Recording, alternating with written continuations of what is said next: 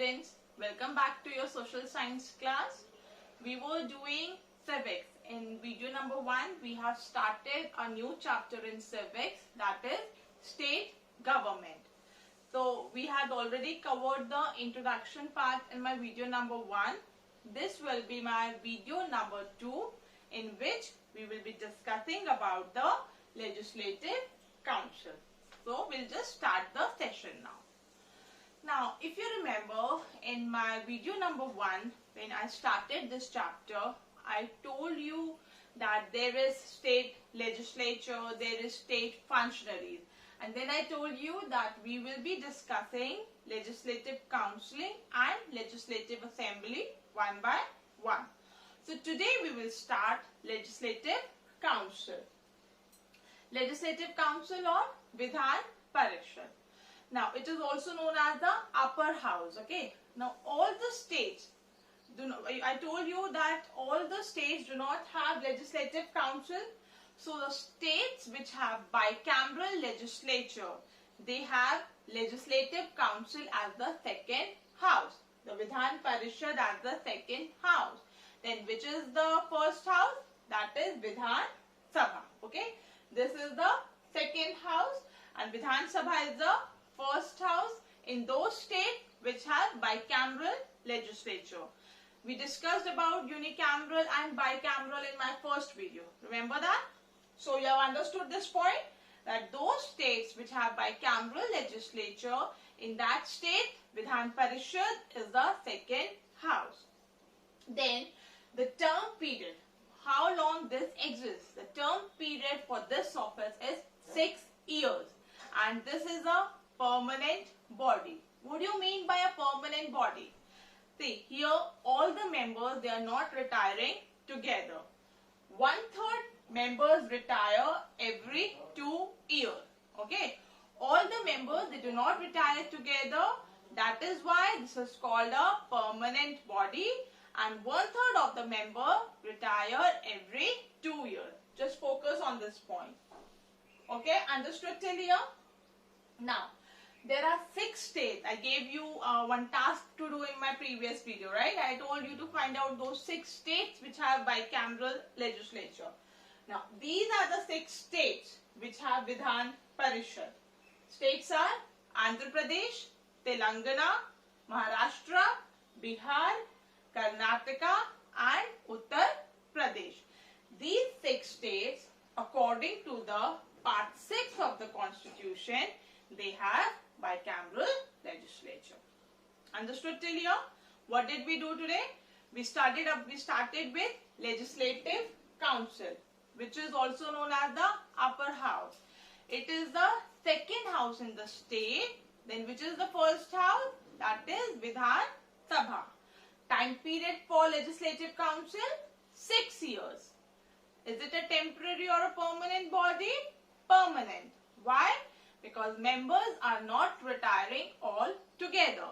1/3 of the members, they are retiring every 2 years. The states which have bicameral legislature or the states which have Vidhan Parishad, Andhra Pradesh, Telangana, Maharashtra, Bihar, Karnataka and Uttar Pradesh. Understood till here? Now I will be telling you the composition. How is this body formed? We'll study about the composition of the legislative council. Okay?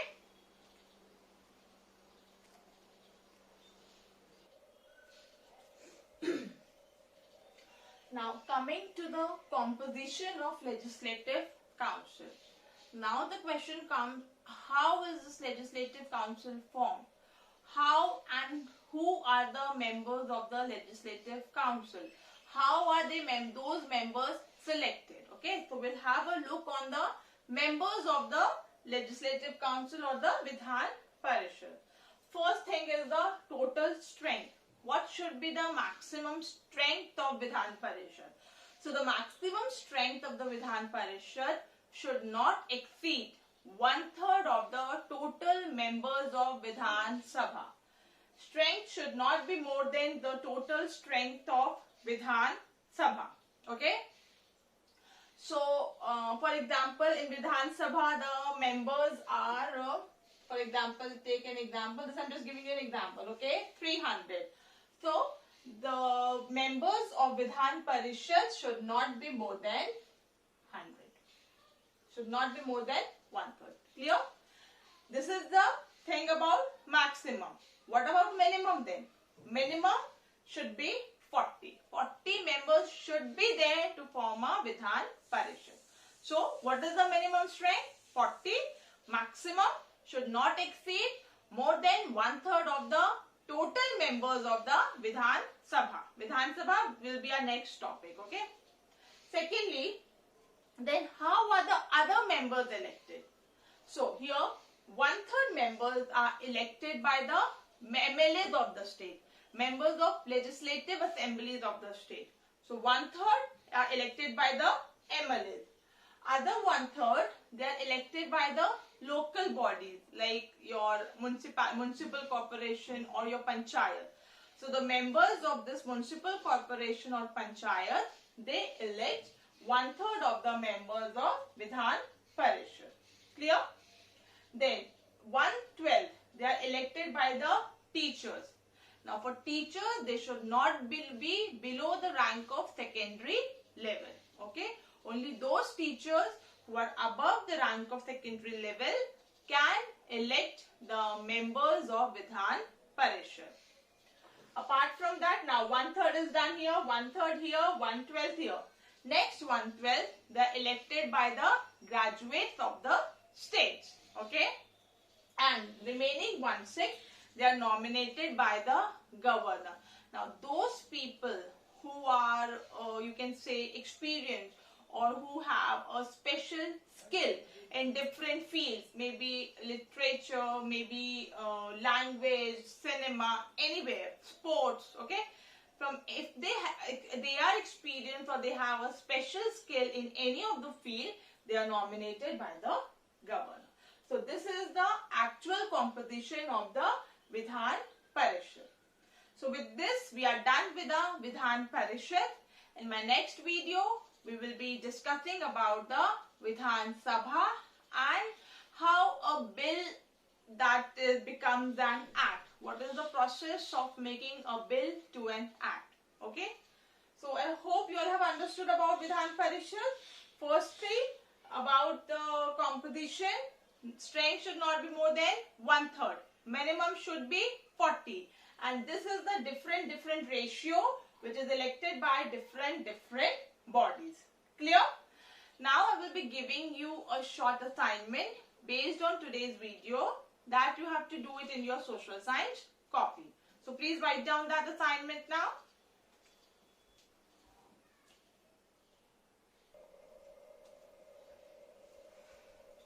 Now, before coming to the assignment, we discussed about the composition. We discussed who all, like how are the members of Vidhan Parishad elected or nominated, who all can, how many can be the members of Vidhan Sabha.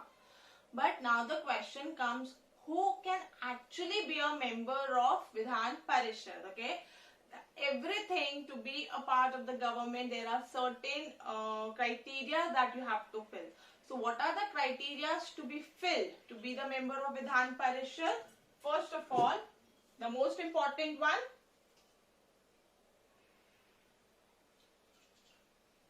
citizen of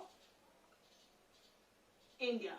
Okay, these are the criteria that I am telling you. These are the certain necessities, prerequisites that a person should fulfill to be a member of the Vidhan Parishad. So first and the foremost, he should be a citizen of India. Secondly, his name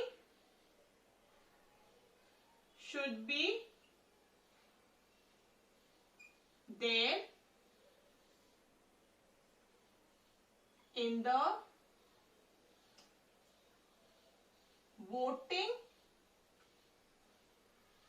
list of the state.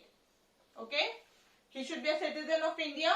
His name should be there in the voting list of the state. Then what else can be the requisites? What else can be there? mentally, most important, then only you'll be doing something now. Mentally sound, financially not bankrupt. You should not be a bankrupt, okay? And the last one, I'll write it down here. The last one, not be less than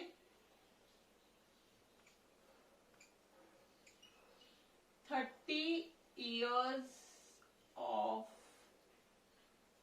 age. You should not be less than 30 years of age. So what are the basic requisites to be a member of Vidhan Parishad?